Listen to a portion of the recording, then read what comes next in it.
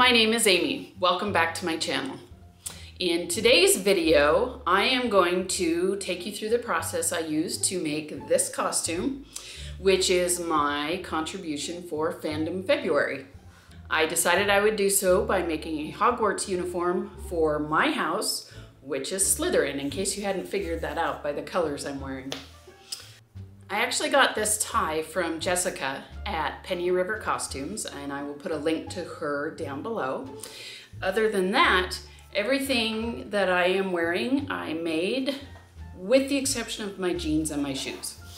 I originally was going to make this costume with a skirt similar to how the students at Hogwarts dress, but I am not a skirt wearer, and I wanted to be able to use these pieces for everyday wear as much as possible. Starting from the base layers out.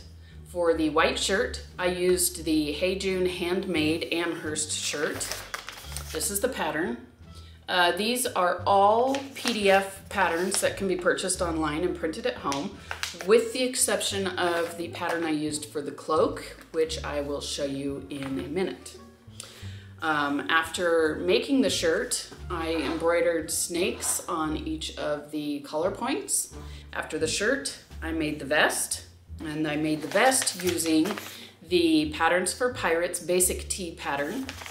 And I did that by narrowing the shoulder seam and adding bands to the arm side, and I used the V-neck version of the pattern. For the cardigan, I used the Made for Mermaids Clueless cardigan pattern that was designed for a collection based on the movie Clueless. All of the fabrics I used were part of my stash. I didn't buy anything new for this costume except for the socks. For the cloak, I used Simplicity 1771, and I did View A. The pattern does not call to line the cloak, but I decided to line it because I wanted to have a little bit of a silver accent with my cloak. And I also embroidered the Slytherin crest on the front chest of my cloak. So with that, let's get sewing.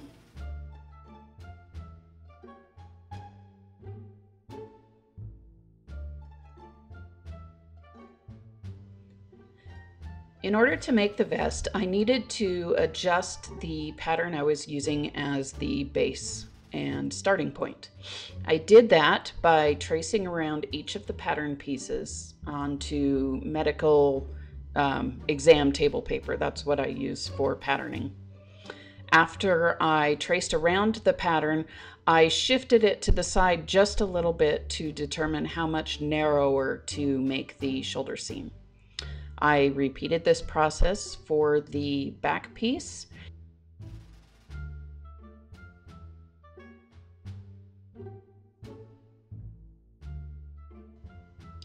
I also needed to take length off of each piece because I wanted to add a waistband at the bottom of the vest instead of having it end like a shirt normally would.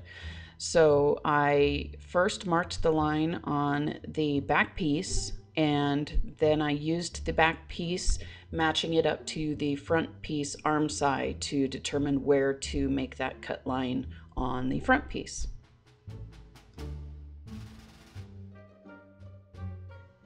To make the vest, I'm using this really soft hatchy sweater knit that I got from Mily Mae Fabrics.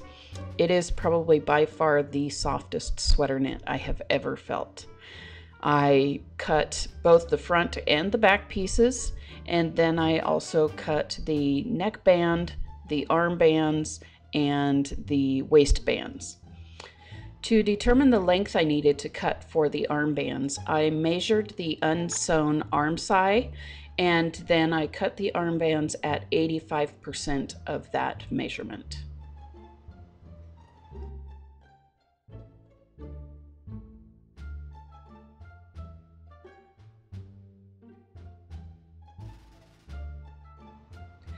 The construction of the vest is relatively easy. You connect the front and back pieces at the shoulder seams and then at the side seams.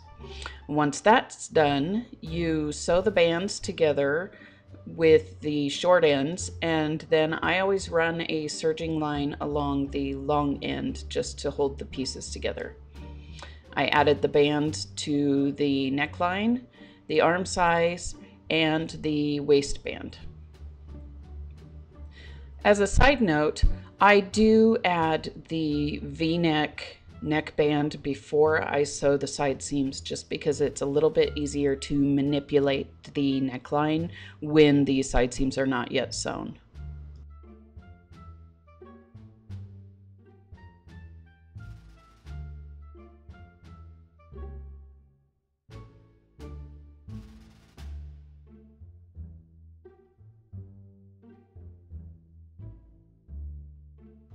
If you don't have a serger, this entire vest can also be assembled on a regular sewing machine using a standard zigzag stitch.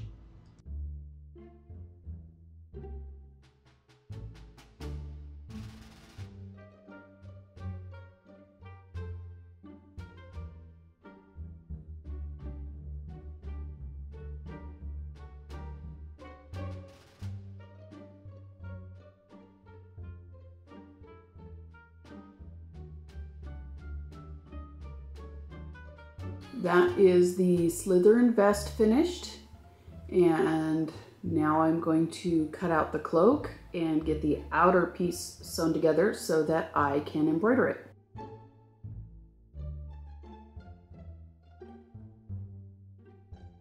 My socks that I ordered came, and online I couldn't tell which pair I liked better, the longer ones or the shorter ones.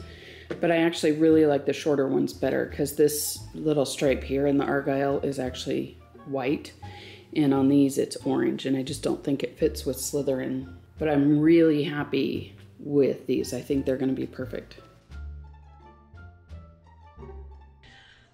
I have used this cloak pattern before, so the tissue pattern was already cut out in my size.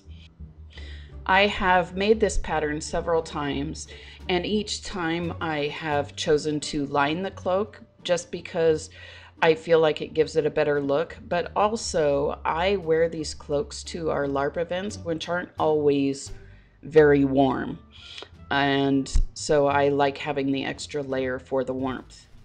One of the cloaks I've made is actually made out of old curtains that are lined with a plastic material.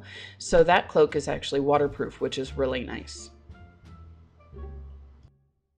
Even though I have made this cape several times, I did consult the instructions just to make sure that I was doing it correctly.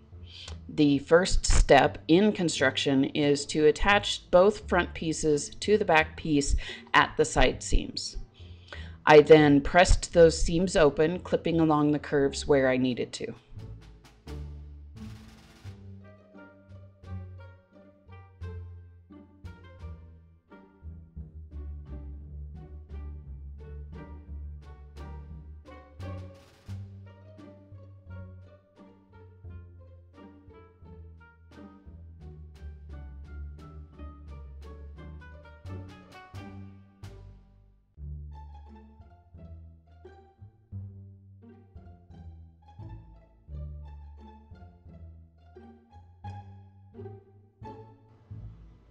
After all of the seams were pressed open, I ran 2 gathering stitches along the top of the neckline.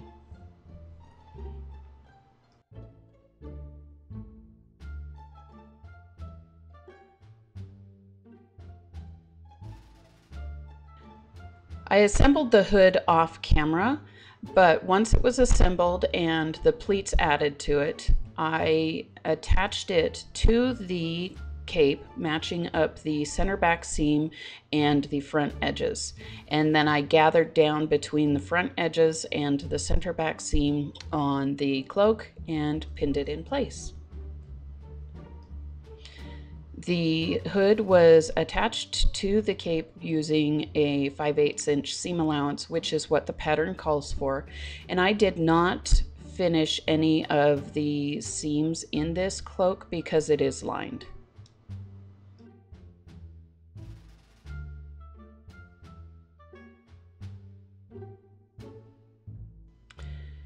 I put the cloak on and used a chalk marker to indicate where I wanted the Slytherin crest to be embroidered. And once I had the general idea, I used my quilting ruler to establish some really clear, defined lines. Once I had the center of the mark defined, I went ahead and hooped the cloak and got it ready for the embroidery process.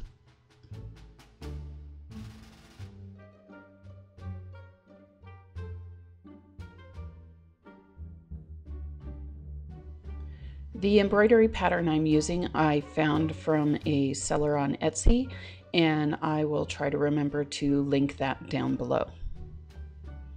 I got all of the colors switched to the ones I wanted to use for the design, and then I attached my hoop and started the embroidery process. The embroidery process took about an hour to complete, so while it was working on the outside of the cape, I went ahead and cut out and sewed together the lining, and it was sewn together in the exact same method I used for the outer layer.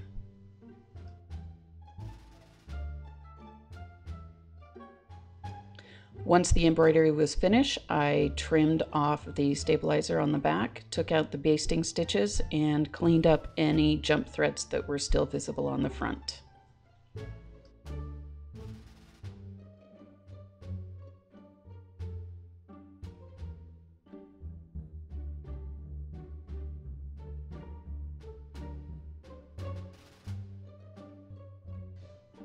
I pinned the two cloak pieces together, right sides together, and I left an opening in the bottom of the cloak in order to have space to turn it right side out when I was finished sewing it.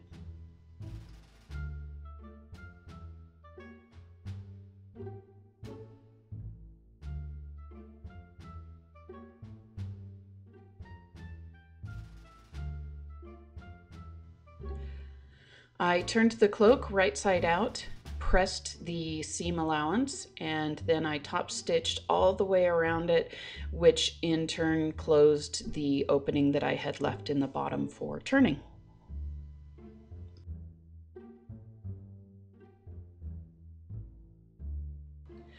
One of the other cloaks I've made like this, I included arm openings in the side seams, and the other one I have not. I did not initially include armholes in this cloak, but I am definitely going to need to if I wear it very much, because I don't like not being able to get my arms out without opening up the cloak.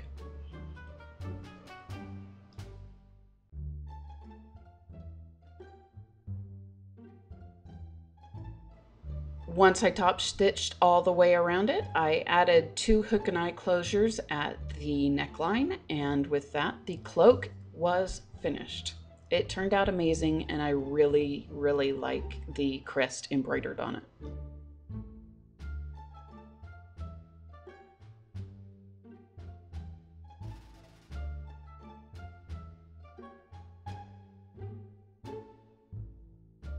Right. Almost got a glove on it. That would have been good. You know, I was going to say, you did. Oh, me and Mrs. Rose went to some wine tasting thing. Oh, we went with Mrs. Rose. You know, the woman I'm married to. You know, I was just flashing on Come on, this is not happening. What is happening?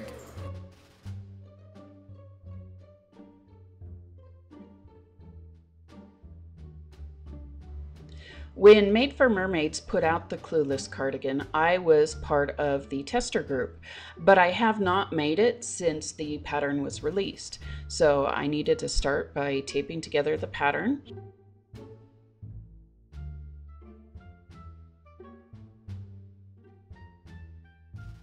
Once I got all the pieces cut out, I needed to add both trunk length and arm length.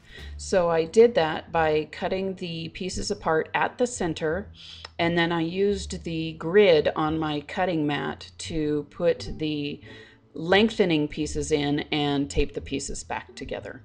I believe I ended up adding 2 inches total to the trunk length and the arm length. The green sweater knit that I am using for the cardigan also came from my stash, but I don't remember where I got it. I don't think it was from Mily Mae Fabrics, but I really honestly can't remember. You can't really tell it's green in this footage, but you'll have to take my word for it. The cardigan was assembled by sewing the fronts to the backs at the shoulder seams and then adding the sleeves. Once the sleeves were added, I sewed from the wrist down the sleeve and then down the side seam to complete the cardigan. Once that was finished, I added the neckband, and then I used my cover stitch to hem the wrists and the bottom of the cardigan.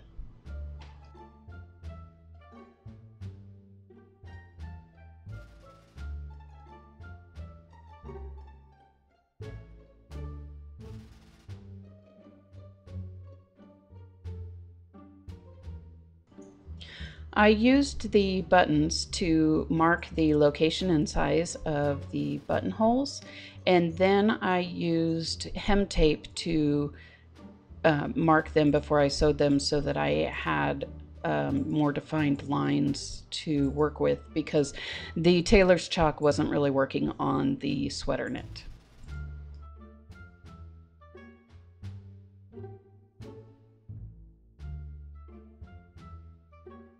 I haven't figured out how to use the automatic buttonholer foot on my machine yet, and so I just used the normal buttonhole foot to put the buttonholes in the right side of the cardigan. I used a white fabric marker to mark the location of the buttons on the left side of the cardigan, and then I taped the buttons down and used my machine to sew them on.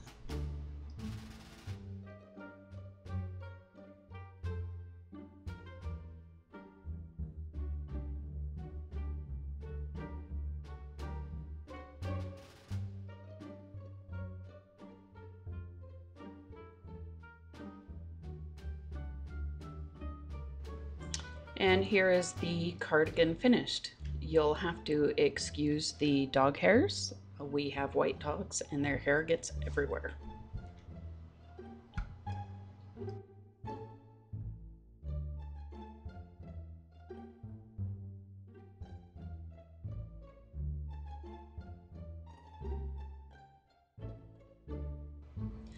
To make the shirt, I cut the pieces that needed interfacing out of the interfacing first, and then I proceeded to cut the shirt out of the fabric.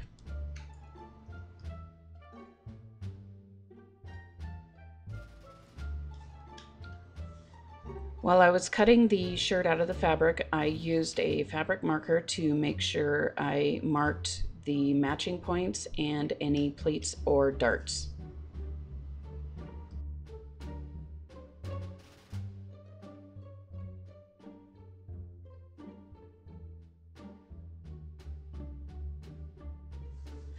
Before I started assembling the pattern, I went ahead and applied the interfacing to each of the pieces that needed it. The first of those were the button plackets, and I also pressed them under on the edge that needed it, and I attached the interfacing to the collar pieces as well.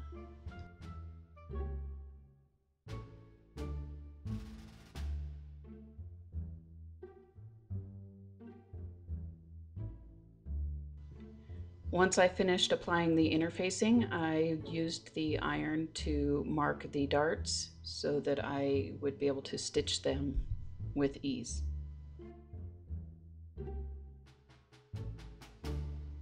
Then I started assembling the shirt. The first step was to sew the darts and then press them, and then I added the pockets to each of the front pieces.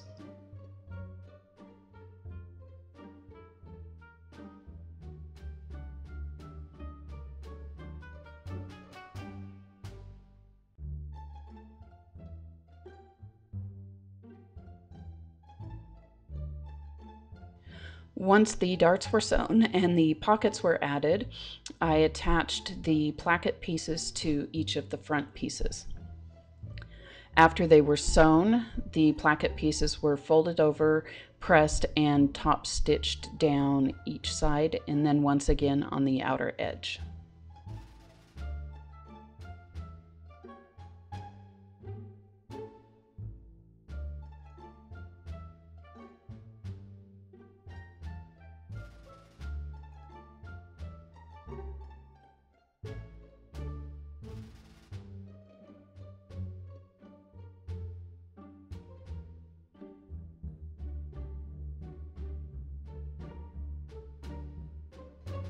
Once the plackets were finished, I started working on the back piece. The first step was to put the pleat on the lower back piece, and then I pinned the yoke pieces to it, one of them right sides together and the other one wrong sides together on the inside of the back. That seam was then stitched, pressed up, and then I top stitched along the upper yoke. The next step was to assemble the collar, and I did that by pinning the collar piece to the collar stand. And if you've ever made a collar, you'll see my mistake right here. I forgot to sew the collar pieces together and turn them right side out prior to attaching it to the shirt. I ended up going back and doing that, then reattaching it to the shirt, and now I'm adding the second collar stand piece. Once the collar stands were completely sewn, I turned them right side out and top stitched around the collar stand.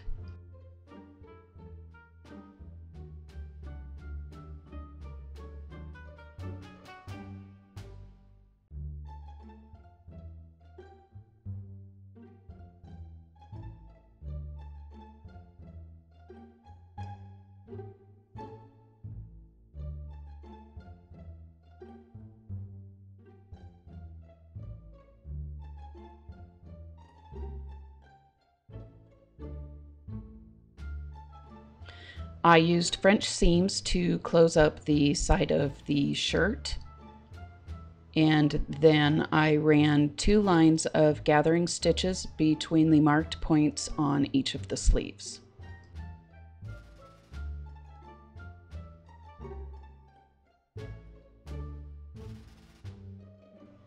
The sleeves were sewn using French seams as well.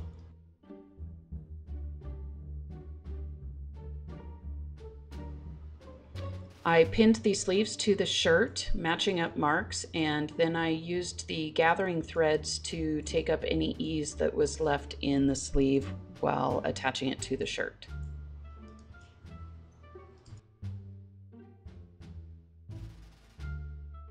After the sleeves were attached, I hemmed them using a double fold 1/2 inch hem, and I also hemmed the bottom of the shirt in the same way.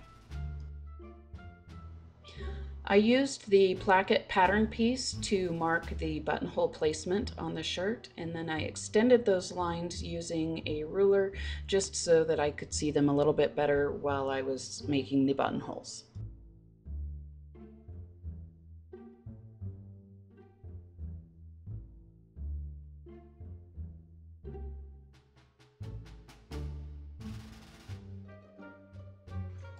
I used my machine to add the buttonholes, and once again I also used it to attach the buttons.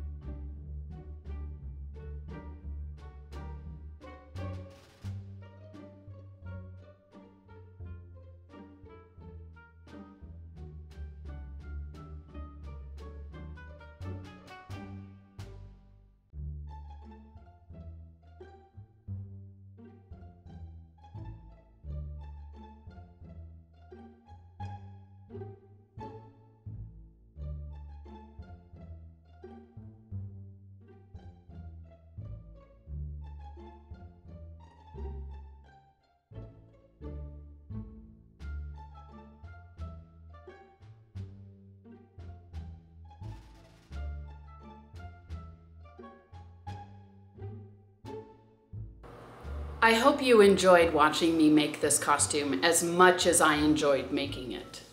I think my favorite part of this entire costume is that every single piece I made I can wear on a day-to-day basis to work, with the exception of the cloak. Not quite sure my coworkers would know how to handle me if I showed up to work with my cloak on. But everything else I can wear to work, and even these little snakes embroidered on the points of the collar aren't obvious enough that I think that the general passerby would notice that they're snakes and not just some sort of design. So if you enjoyed this video, please give it a thumbs up. And if you'd like to see more content from me, go ahead and subscribe. And if you'd like YouTube to let you know every time I upload a video, hit the little bell. And finally, if you would like to support this channel in a more direct way, I do have a Ko-fi account, and that is linked down below. Thanks for watching.